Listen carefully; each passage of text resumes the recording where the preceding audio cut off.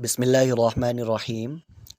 آخر نمرود بھی اپنی قوم کی طرح حضرت ابراہیم علیہ السلام کو مارنے پر آمادہ ہو گیا۔ انہیں آگ میں جلا کر نشان عبرت بنانے کا فیصلہ کر لیا گیا۔ ایک بہت بڑا الاؤ دہکایا گیا اور حضرت ابراہیم علیہ السلام کو منجنیق کے ذریعے اس میں پھینک دیا گیا۔ اس وقت بھی حضرت ابراہیم علیہ السلام کی زبان پر یہی ندا تھی، اللہم انت الواحد فی السماء وانت الواحد فی الارض حسبی اللہ ونعم الوکیل۔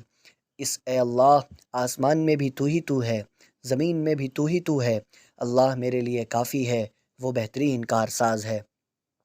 اسی اثنا میں حضرت جبرائیل علیہ السلام نمودار ہوئے اور پوچھا، کوئی حاجت درکار ہو تو حکم فرمائیے۔ فرمایا، حاجت تمہارے سامنے رکھنے کے لائق نہیں۔ اس آگ میں تپش ایسی تھی کہ بلندی پر اڑنے والے پرندے بھی جل کر کباب ہو جاتے تھے، مگر جب حضرت ابراہیم علیہ السلام اس میں گرے تو فوراً اللہ تعالیٰ کا حکم آیا، یا نار کونی بردا وسلاما علی ابراہیم، اے آگ ٹھنڈی ہو جا اور ابراہیم کے لیے سلامتی والی بن جا۔ اسی لمحے وہ آگ حضرت ابراہیم علیہ السلام کے لیے ایک گلستاں بن گئی۔ حضرت ابراہیم علیہ السلام 40 دن تک اس جگہ رہے۔ فرماتے تھے، یہ دن میری زندگی کے بہترین اور سب سے پرسکون دن تھے۔ حضرت ابراہیم علیہ السلام نے اپنے والد کو بھی توحید کی دعوت دی تھی اور کہا تھا، آپ ایسی چیزوں کی کیوں عبادت کرتے ہیں جو سنتی ہیں نہ دیکھتی ہیں نہ آپ کے کسی کام آ سکتی ہیں؟ باپ نے جواب دیا تھا، ابراہیم، کیا تم میرے معبودوں کے منکر ہو؟ اگر تم باز نہ آئے تو میں تمہیں پتھر مار مار کر ہلاک کر دوں گا۔ آخرکار قوم اور خاندان کو گمراہی پر ڈٹا دیکھ کر حضرت ابراہیم علیہ السلام نے وطن چھوڑنے کا فیصلہ کر لیا۔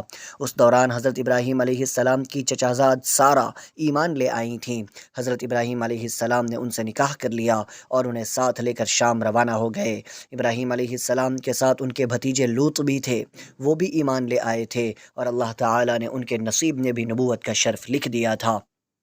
اللہ نے یہ طے کر لیا تھا کہ بھٹکے ہوئے انسانوں اور بکھرے ہوئے گروہوں کو ایک وحدت کی لڑی میں پرو کر ایک امت بنایا جائے گا۔ حضرت ابراہیم علیہ السلام توحید کی ببانگ دہل دعوت دے کر اللہ کی رضا کی خاطر آگ میں کودے اور اپنے مقصد کے لیے باپ، خاندان، قبیلے اور ملک کو چھوڑ کر یہ ثابت کر دیا تھا کہ وہ اس اعزاز کے اہل ہیں کہ ان کو اللہ کی منتخب آخری امت کا جد امجد بنایا جائے۔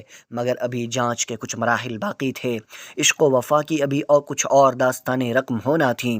حضرت ابراہیم علیہ السلام دعوت توحید کے بیج کاشت کرنے کے لیے مناسب زمین کی تلاش میں سفر کرتے رہے۔ وہ کچھ مدت شام میں رہنے کے بعد اپنی بیوی سارہ کے ساتھ مصر چلے گئے، جہاں کے حکمران طولیس یعنی سنان بن علوان نے ان کی بزرگی کے اعتراف میں ایک دوشیزہ ان کے نکاح میں دے دی۔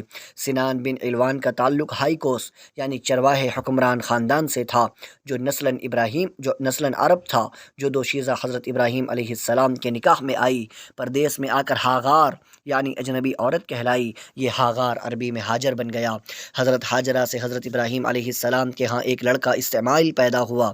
زیادہ دن نہیں گزرے تھے کہ اللہ نے انہیں حکم دیا کہ اپنی بیوی ہاجرہ اور شیرخوار بچے اسماعیل کو مکہ کی ایک وادی میں چھوڑ آؤ۔ یہ دوسرا بڑا امتحان تھا جس میں حضرت ابراہیم علیہ السلام اکیلے نہیں تھے، ان کی بیوی بھی اس آزمائش میں شریک تھیں، کیونکہ آخری امت کے تاجدار کی ماں بننے کے لیے کڑے امتحانوں میں ثابت قدم رہنا شرط تھا۔